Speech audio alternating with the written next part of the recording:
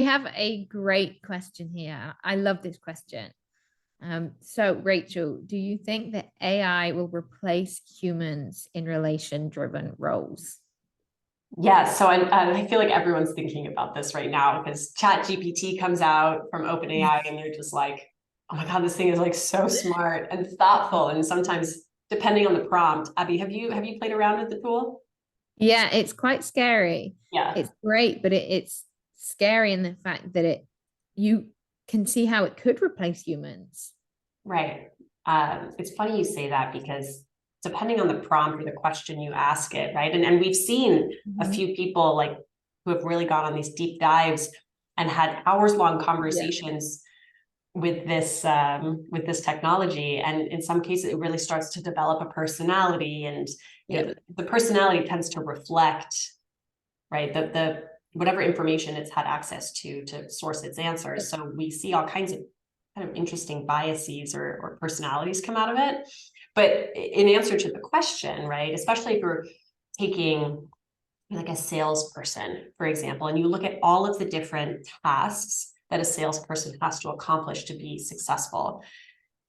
AI, in our view, is at its most powerful when it is used to amplify your role as a salesperson or as a professional, right? Anything that can be automated, right? Anything that is a repeated process, right? Like note taking, for example, like summarizing a complex conversation, like marking next step actions or firing off an email.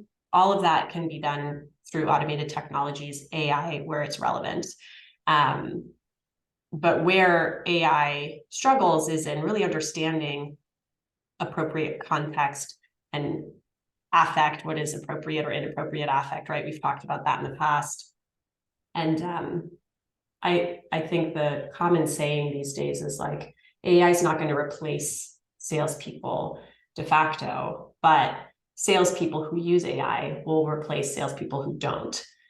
And that's like where a big part of the challenge is finding where you can interact with AI in a way that elevates and amplifies versus replaces. Because salespeople who try to use AI to completely replace themselves will run into issues because the AI is not going to pick up on very key moments of personal context where like you could have made a connection with someone, but you didn't because the technology didn't pick up on it, right? Yeah, I think right now that's exactly the case. For the future, it's a bit of a question mark because we have such advanced technology now. For example, we talk about machine learning.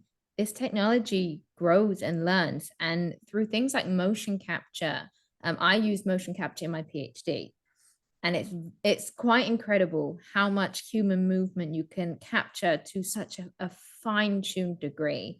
Now what we've started to do with research is input emotion and context into the study of motion capture technology. So we are now able to allow these machines and these AI programs to learn human emotion in context and then identify very discrete movements that go with those two things.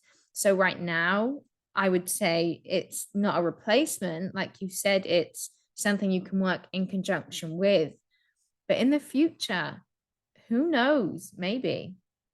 Right. I mean, the verdict is for the future, the verdict is definitely Yeah. still out, right? I will also, it's interesting what you just said, right? Because even I do question this idea that AI will at some point become so magnificent in and of its own learnings Yes. without humans having to kind of fuel the fire, right? Yes. So that for me is like the biggest question is like at Yeah, what I think point, that's right? the question that everybody's like, are they Yeah. going to take over? We have Right. to remember that humans program them Yes. and we program them to learn. So they're Yeah. not going to start learning things that we haven't programmed unless we input the ability for them to learn beyond what we've taught them. Right. So, we hope that humanity doesn't go down that route, but, it is a big question mark for the future. Yeah. So you want to get ahead of the bandwagon, you want to start being able to utilize AI and understand Yeah. AI now. Right. before it takes over. Right. Because I guess it could run away with itself if Yes. there aren't also humans to be like, wait a second, Yes. that's not like, because ChatGPT is known to come up with answers that are not correct, right? And so if you are, as a human, are not going to fact Yes. check it and be Yep. like, And it's wrong, then we are so aware of what goes on around us, even if we don't consciously recognize it. It's like the AI tool that allows your eyes to be centered to the middle.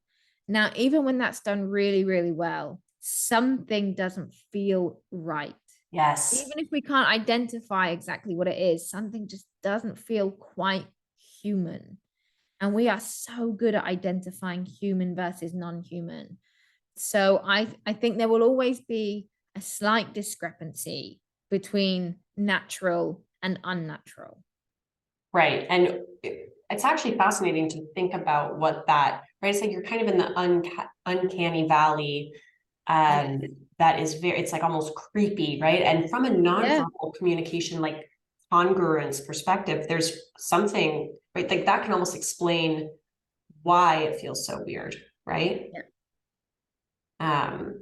Right. In the sense that, like, if there's a slight delay in what you would expect someone's behaviors to Yes. do versus what they actually do, then you're kind of like, oh, that feels weird. There's like a glitch in the matrix. And right.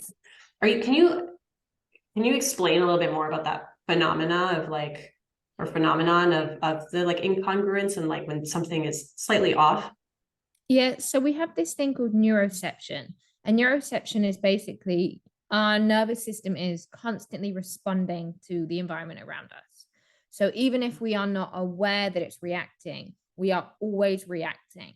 It's like that funny feeling that you have. You're like, I don't feel quite safe.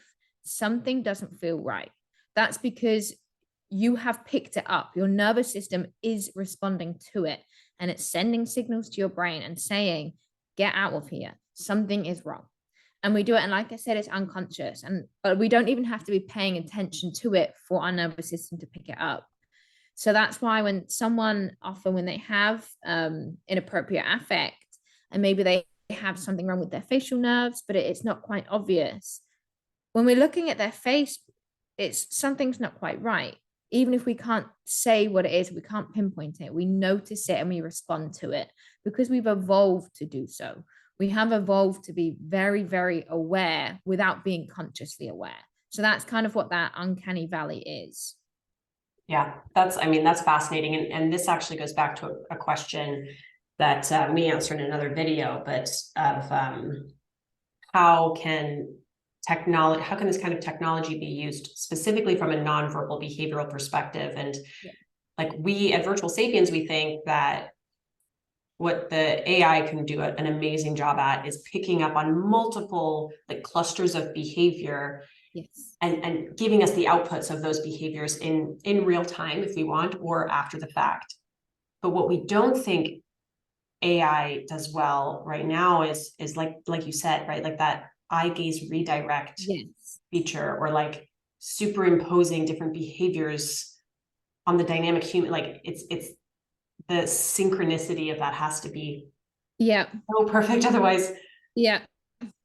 Yeah. I think that's a really good weird. point as well. That if we use AI to create the nonverbals, it's always going to feel wrong.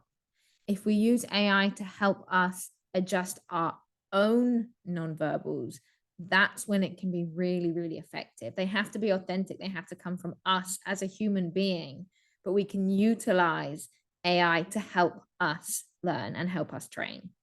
Yes, totally. Love that. Well, and with that, I mean, I feel like I could keep talking about this for like hours, but you know, we'll leave it there for now.